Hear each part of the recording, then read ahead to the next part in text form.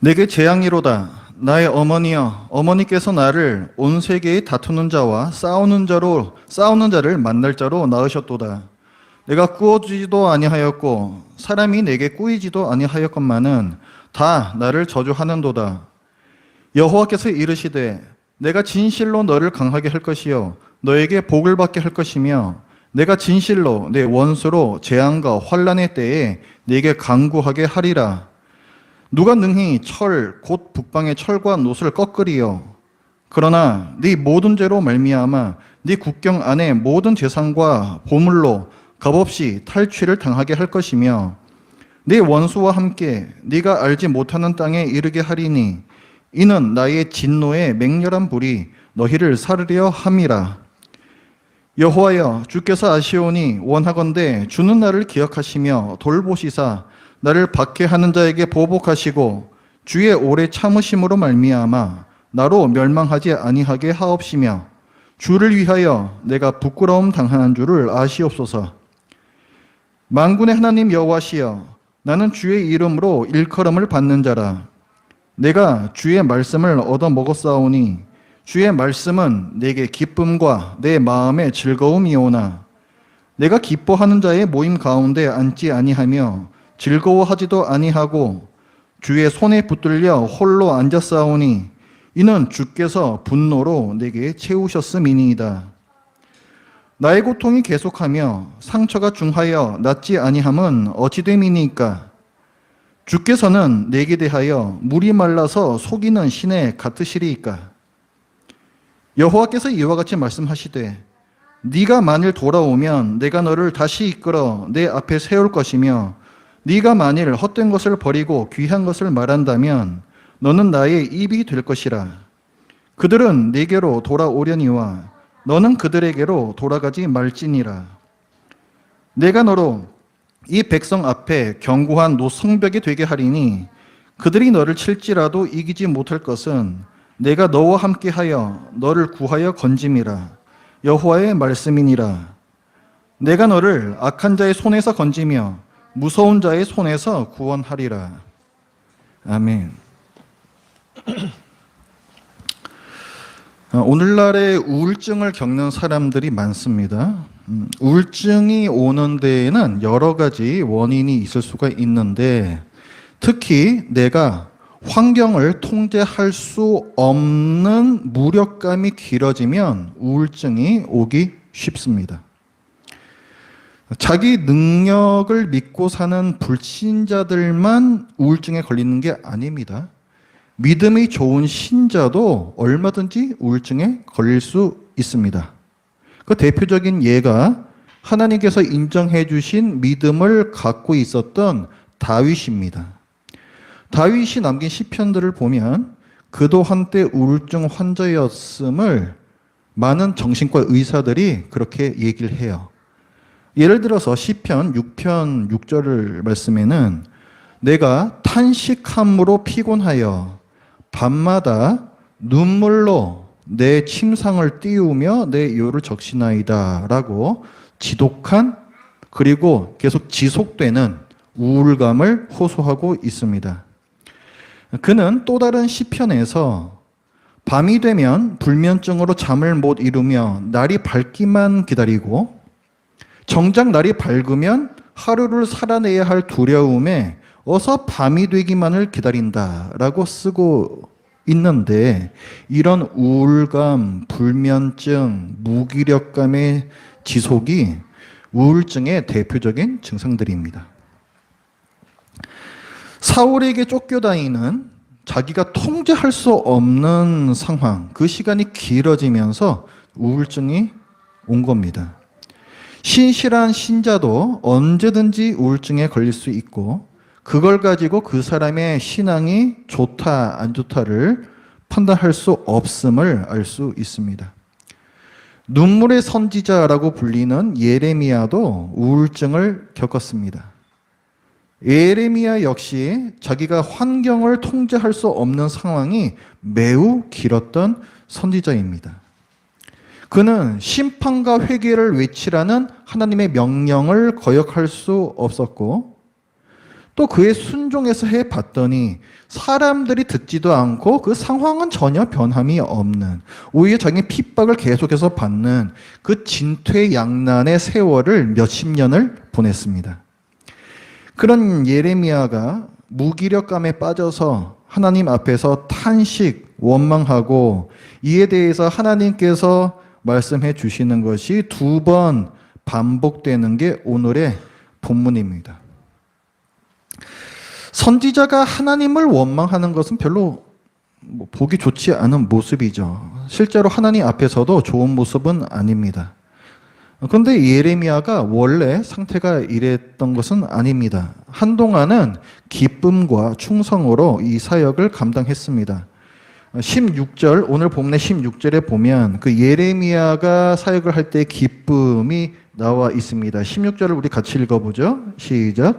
만군의 하나님 여호와시여, 나는 주의 이름으로 일컬음을 받는 자라. 내가 주의 말씀을 얻어 먹었사오니 주의 말씀은 내게 기쁨과 내 마음의 즐거움이오나. 자, 기쁨, 즐거움이라는 단어가 나오죠. 지금 읽은 이 말씀에는 자기가 하나님의 것이라는 고귀한 신분 의식도 나와 있고, 그에 따른 자긍심도 나와 있고, 특히 이제 선지자는 하나님의 사람이라고 불리거든요. 그러니까 여기서 그 거룩한 16절에 만군의 하나님 여호와시여, 나는 주의 이름으로 일컬음을 받는 자라. 하나님의 사람이라. 그러니까 자기가 선지자라는 사명을 받은 것에 대해서도 매우 기뻐하고 있는 것을 알 수가 있습니다. 그리고 우리가 1장에서도 그때 봤었는데 하나님께서 예레미야를 부르실 때 특별한 환상을 보여주시죠. 이 손을 예레미야 입술에 대시면서 내 말을 내 입에 두누라, 이렇게 말씀을 하십니다.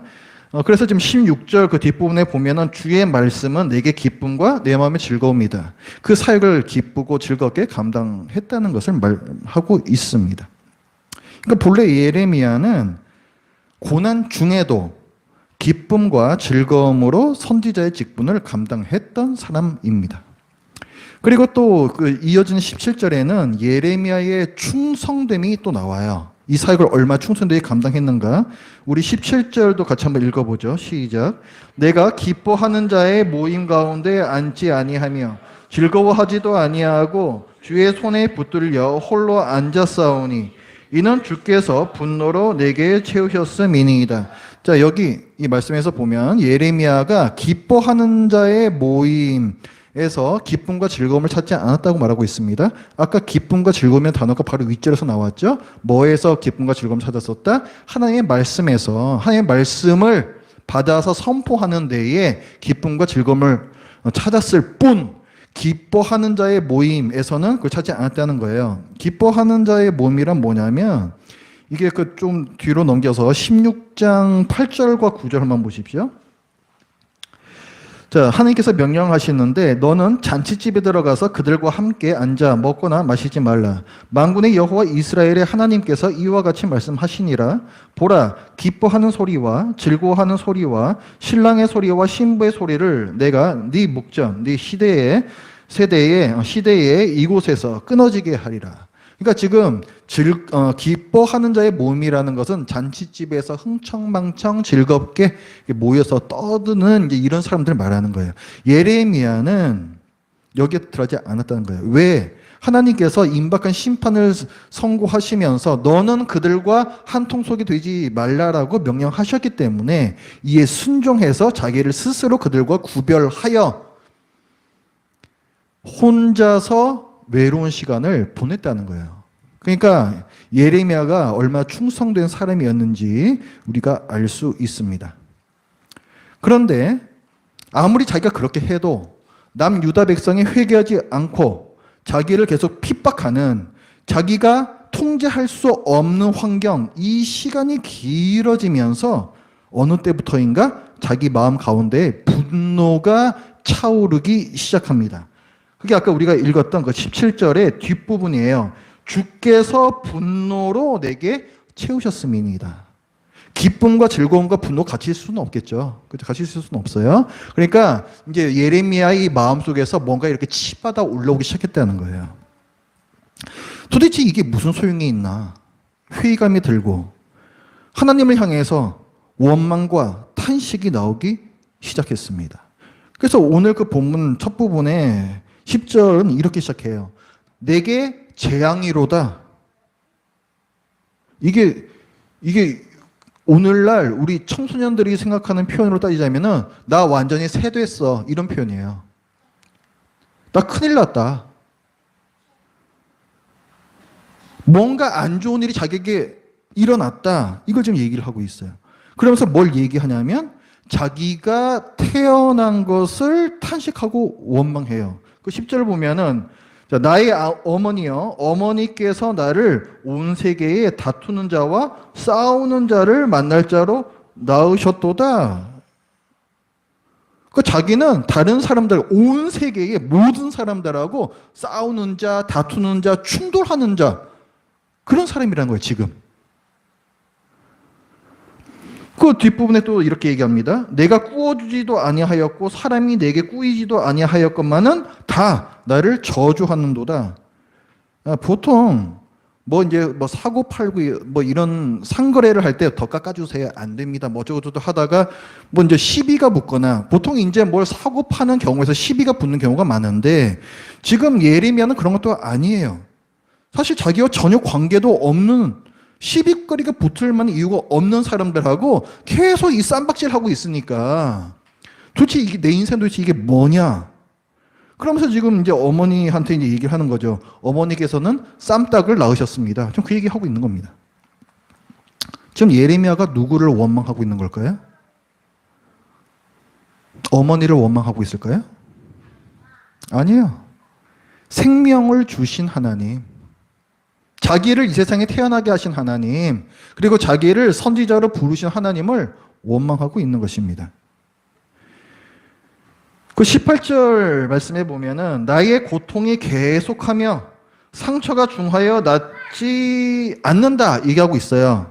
지금 그 고통스러운 상태가 계속 이어지고 있다.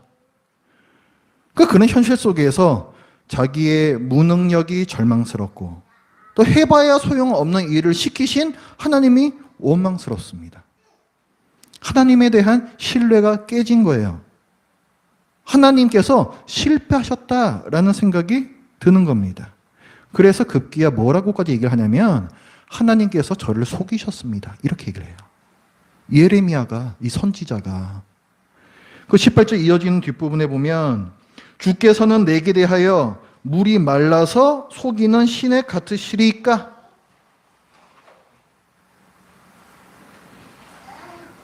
아니, 하나님께서 스스로를 가리켜 생수의 근원이다라고 하시더니 알고 보니까 저희 이 고통, 저희 이 목마름조차 해결하시지 못하는 물 없는 시내에 불과하셨단 말입니까?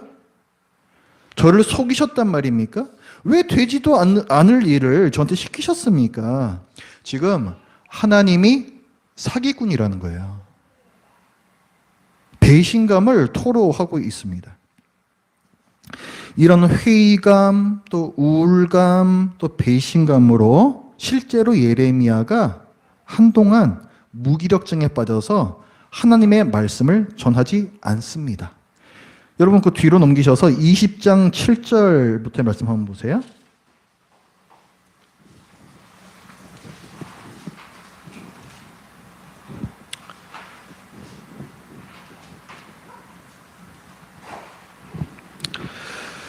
자, 20장 7절부터의 말씀을 보면은 여호와여 주께서 나를 권유하심으로 내가 그 권유를 받았사오며, 그러니까 지금 선지자로 삼으실 때 그때 상황을 얘기하는 겁니다.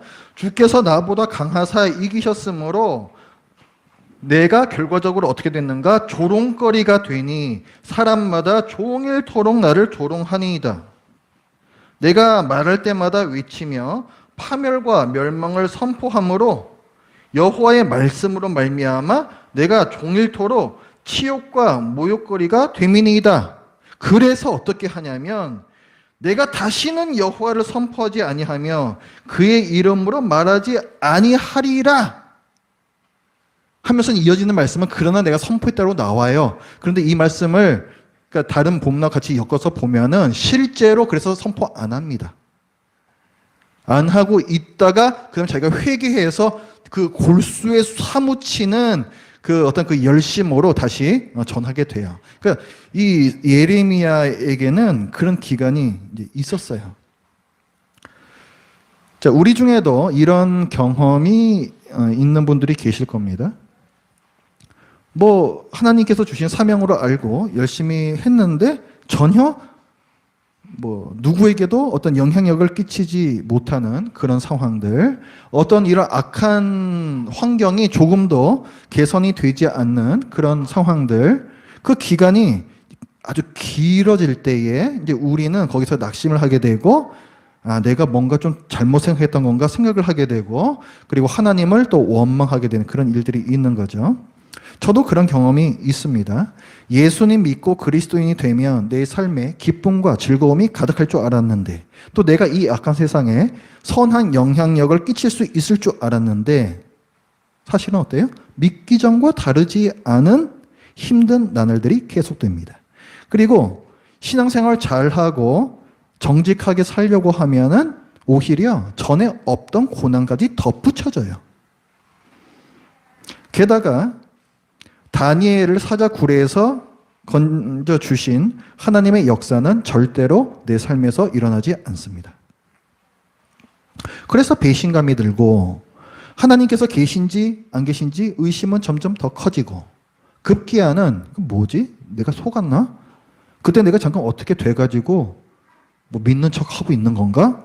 이런 아주 당혹스러운 질문들과 맞닥뜨리게 됩니다.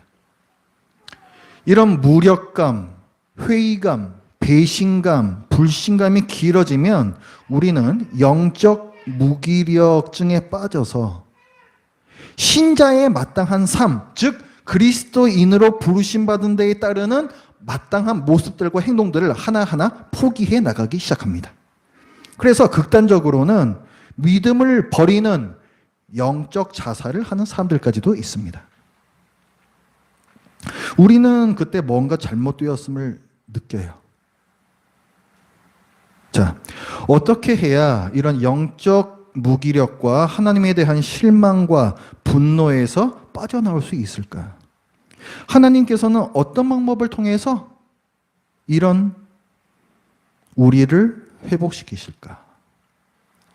하나님께서는 네가 많이 힘들었구나 하시면서 예레미야를 은퇴시키시지 않으셨습니다. 또한 이런 게으른 놈, 뭐 너 아니면 사람이 없는 줄 아느냐? 화내시면서 강퇴시키지도 않으십니다.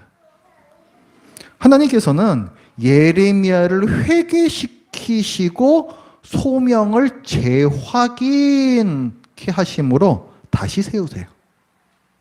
버리시지 않는다는 거예요, 하나님께서는.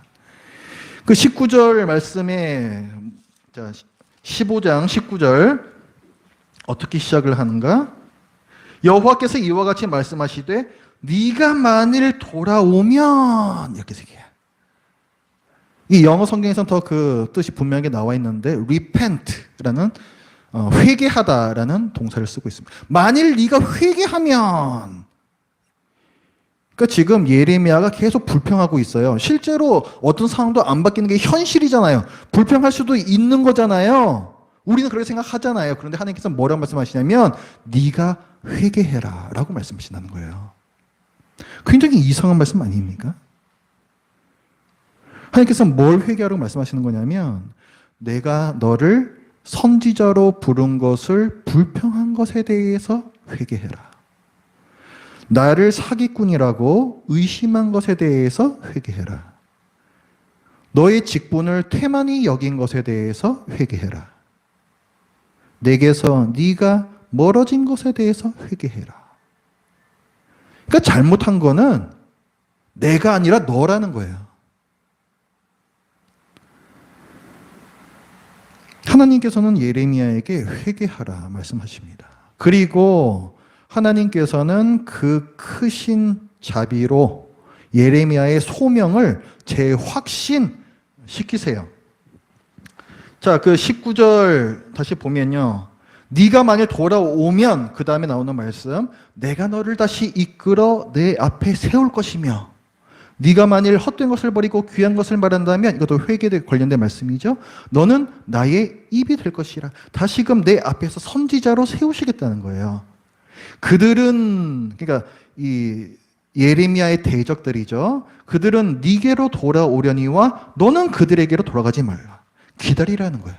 기다리라는 거예요. 네가 그들과 동화되지 말고 그들이 하나님의 말씀을 듣기 위해 회개하고 돌아올 때까지 기다리라는 거예요. 자, 하나님께서는 예레미야를 선지자로 다시 부르시는 겁니다. 원래 예레미야는 1장에서 선지자의 부르심을 받았어요. 근데 오늘 본문에 그 20절과 21절 말씀이요. 내가 너로 이 백성 앞에 견고한 노성벽이 되게 하리니 그들이 너를 칠지라도 이기지 못할 것은 내가 너와 함께하여 너를 구하여 건짐이라. 여호와의 말씀이니라. 내가 너를 악한 자의 손에서 건지며 무서운 자의 손에서 구원하리라. 이 말씀이요. 그 1장에서 처음 부르실 때 8절과 18절, 19절에 나오는 그 말씀을 그대로 인용을 하십니다. 그러니까 이거는 이 소명을 재확인시켜 주시는 거예요. 재임명을 하시는 겁니다. 그래서 예레미야가 회개합니다. 근데 한번 생각해 보세요. 회개라는 게요. 하나님께서 그냥 회개해라 명령하신다고 회개할 수 있는 게 아닙니다. 내가 정말 뭘 잘못했구나. 이게 인정이 되고 납득이 돼야지 회개를 하는. 그렇다면 지금 예레미야가 회개를 했다는 얘기는 하나님께서 영적 무기력과 실망감과 그 분노에 빠진 예레미야를 어떤 식으로든 설득시키셨다는 얘기예요. 어떻게 하셨을까요? 하나님께서 예레미야와 남유다 백성을 한 덩어리로 만드십니다. 무슨 말이냐면 예레미야가 분통이 터지고 무기력증에 빠진 이유는 남유다 백성을 자기와는 다른 악한 무리로 분리해서 보았기 때문이잖아요. 그렇죠? 그렇죠? 예레미야가 그어놓은 그 분리의 선, 그것을 하나님께서 지워버리십니다. 남유다 백성이 너랑 똑같단다. 그거를 말씀하신다고요. 오늘 본문에서. 한번 볼까요? 11절 말씀에 보면은 여호와께서 이르시되 내가 진실로 너를 강하게 할 것이요 너에게 복을 받게 할 것이며 내가 진실로 내 원수로 재앙과 환난의 때에 네게 강구하게 하리라. 자, 이렇게 말씀합니다. 여기 보면 너와 너의 원수라는 표현이 나오는데 누구를 가리키는 걸까요? 자, 그 10절에서 분명히 예레미야가 자기 상황에 대해서 한탄을 했습니다. 그렇기 때문에 여기에 대한 대답은 당연히 자연스럽게 너라는 것은 예레미야를 가리키는 것이고 내 원수라는 것은 예레미야의 원수, 즉 예레미야를 대적하는 유다 백성을 가리킵니다. 그 자연스럽죠. 그런데 이 11절 이 말씀을 너라는 것을 유다 백성을 가리키고 그 다음에 내 원수를 바벨론을 가리키는 것을 읽어도 아무 문제가 없습니다.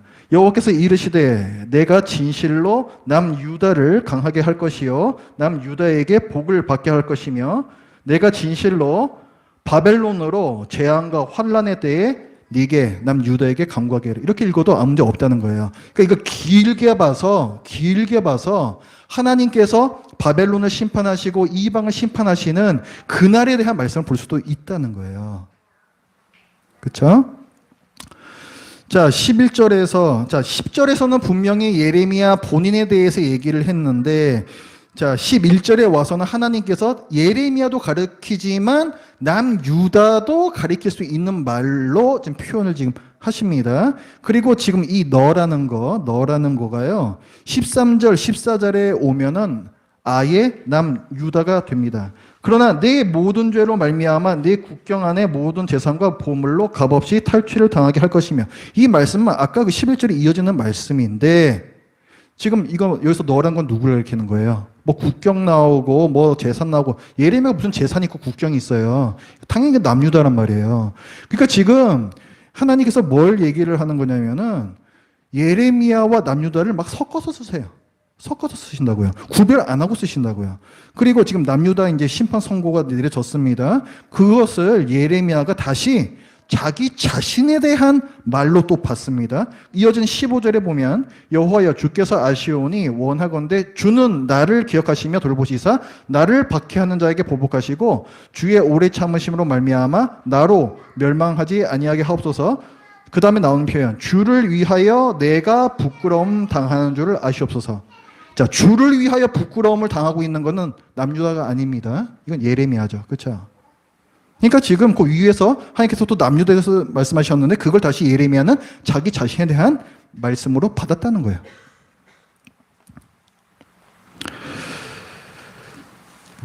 자, 자기 이제 고난 중에서 이제 예레미야는 이제 또 하나님의 그 도우심을 이제 요청을 하는데 그게 이제 또 16절에 나오거든요. 그 16절에 보면은 주의 이름으로 일컬음을 받는 자라는 표현이 나옵니다. 자, 근데 이 표현이요. 자, 앞에 14장 9절에 보면 거기서도 나와요. 자, 14장 9절 우리 같이 읽으면서 이 주의 이름으로 일컬음을 받는 자가 누구를 가리키는가 한번 생각해 보십시오. 자, 14장 9절 시작. 어찌하여 놀란 자 같으시며 구원하지 못하는 용사 같으시니까 여호와여 주는 그래도 우리 가운데 계시고 우리는 주의 이름으로 일컬음을 받는 자이오니 우리를 버리지 마옵소서. 자, 주의 이름으로 일컬음을 받는 자 누구예요 여기서는 그러면? 나라 그러지 않고 우리라 그러죠. 우리. 그럼 누구예요? 남유다 백성이란 말이에요. 그러니까 이 남유다 백성한테 썼던 표현을 오늘 본문에서는 누구한테 쓰고 있는 거다? 자기 자신한테 적용시키고 있다고요 또.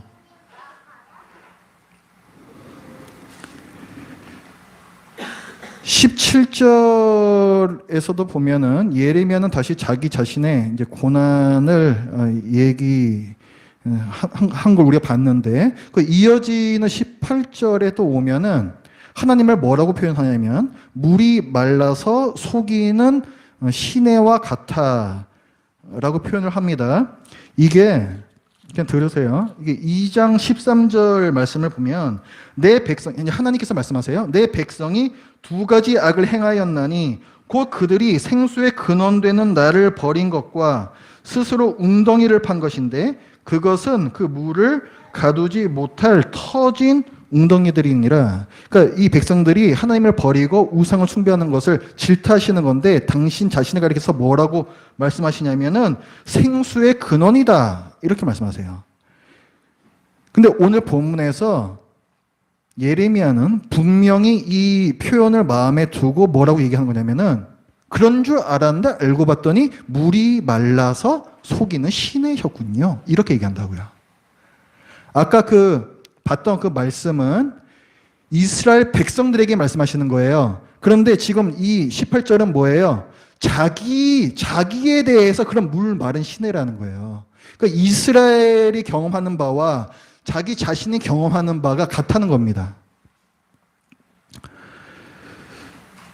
자, 그 다음에 이제 19절부터 21절까지 그 마지막 부분인데, 자, 여기에서도 역시 직접적으로는 예레미야가 회개하면 하나님께서 회복시키리라는 말씀이지만 더 넓게 또 더 길게 보면은 남유다가 회개하면 회복시키리라라는 말씀으로도 충분히 볼 수가 있습니다.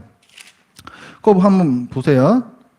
자, 18절부터 보면 네가 만약 돌아오면 예레미야에게 분명히 말씀하시는 건데 여기다 남유다를 넣어서 읽어보면은 여호와께서 이와 같이 말씀하시되 남유다가 만일 돌아오면 회개하면 내가 남유다를 다시 이끌어 내 앞에 세울 것이며 원래 이스라엘은 제사장 나라잖아요. 그렇죠?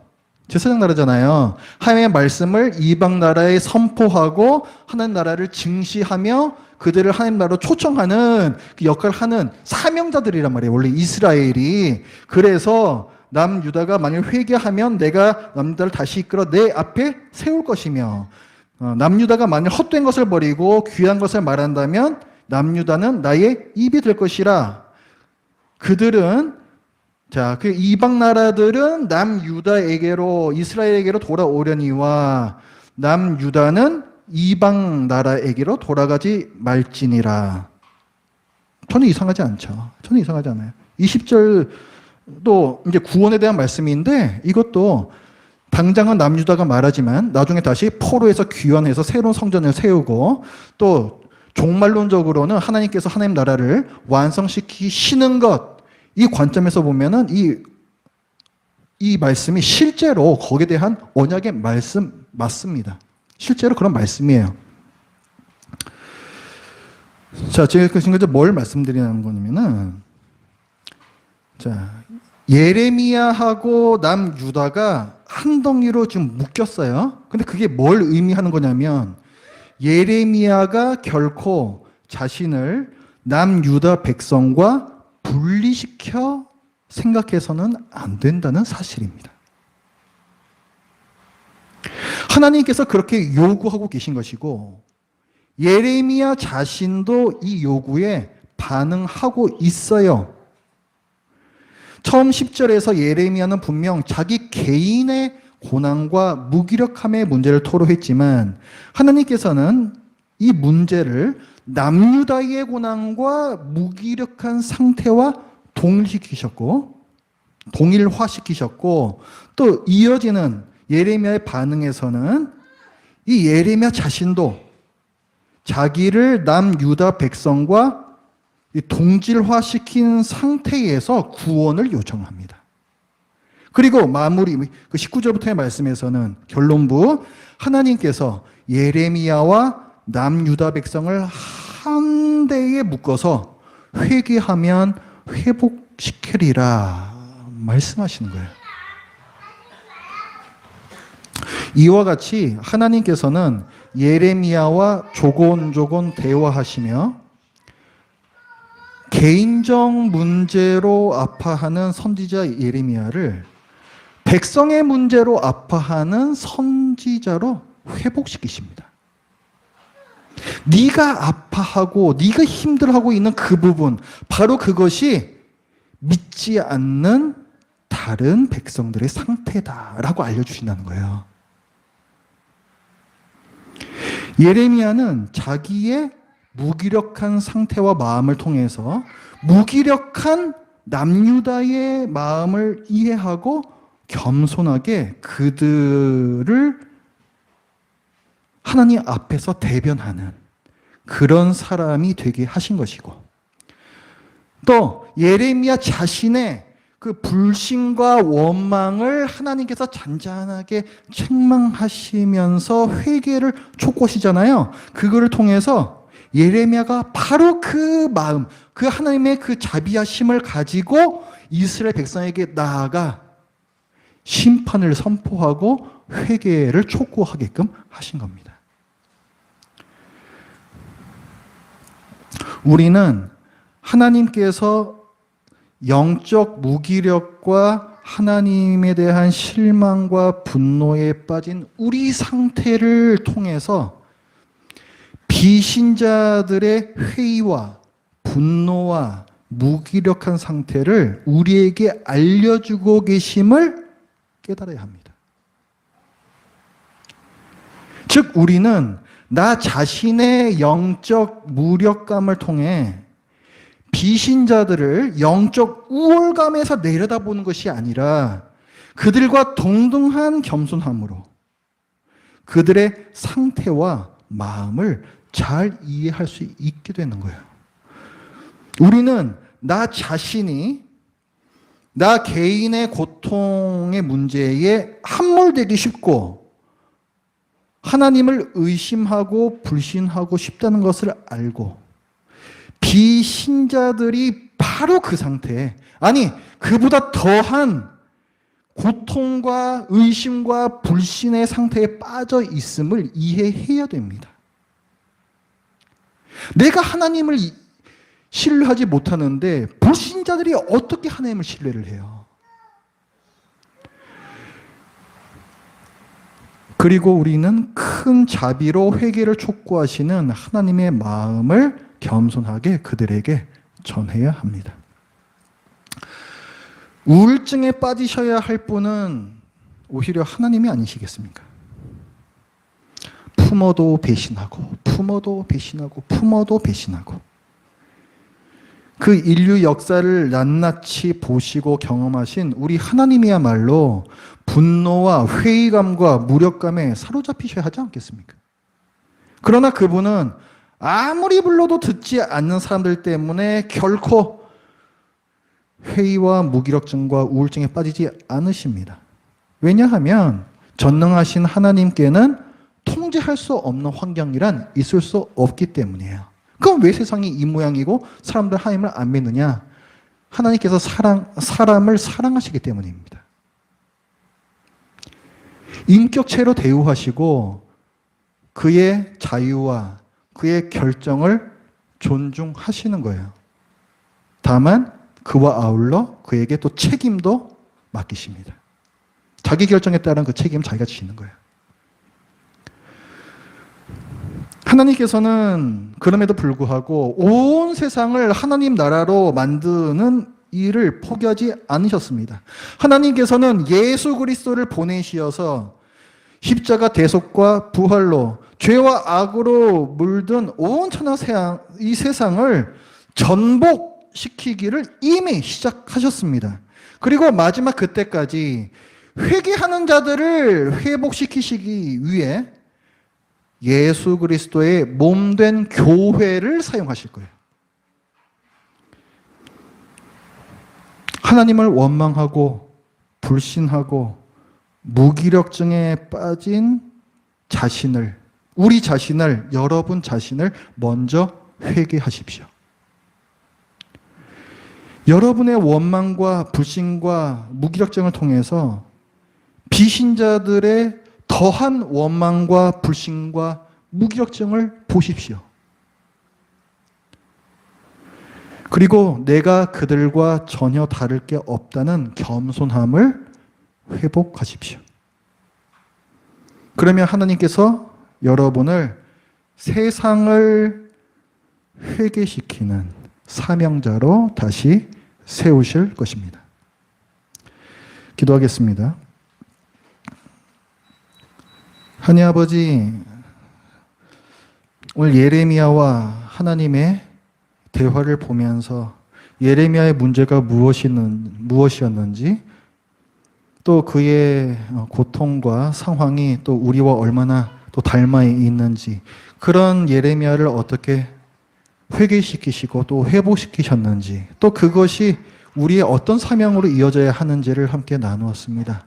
하나님 아버지, 저희들 변하지 않는 이 현실로 말미암아서 주저앉아 있고 또 낭망하여 있고 드러내고 말하지는 못하나 하나님께 원망하고 회의감을 품고 있는 저희들의 이 죄를 이 시간에 회개합니다. 제가 교만하여서 마치 저는 다른 사람들과 뭔 좀 다른 사람이 있냐 그렇게 생각을 했습니다. 제가 교만하여서 세상 사람들을 정죄하고 세상 사람들을 지옥에 가기에 마땅한 자로서 그렇게 여겼습니다. 하나님 아버지, 그러나 제 안에 실제로 더 큰 죄악이, 하나님을 믿는다고 하면서 하나님을 믿지 않는 그 더 큰 죄악이 있었음을 이 시간에 회개합니다. 주여 용서하여 주시옵소서. 하나님 아버지, 이 시간에 하나님 앞에서 진정 회개하는 모든 자들에게 하나님께서 회복시켜 주심을 허락해 주시옵소서. 아버지, 다시금 이 세상에서 사명자로 우리를 그리스도인으로서 그리스도의 이름을 가진 그 이름을 품은 그리스도인으로서 그 사명을 품은 사명자로서 다시금 우뚝 세워 주시옵소서. 예수님의 이름으로 기도드립니다. 아멘.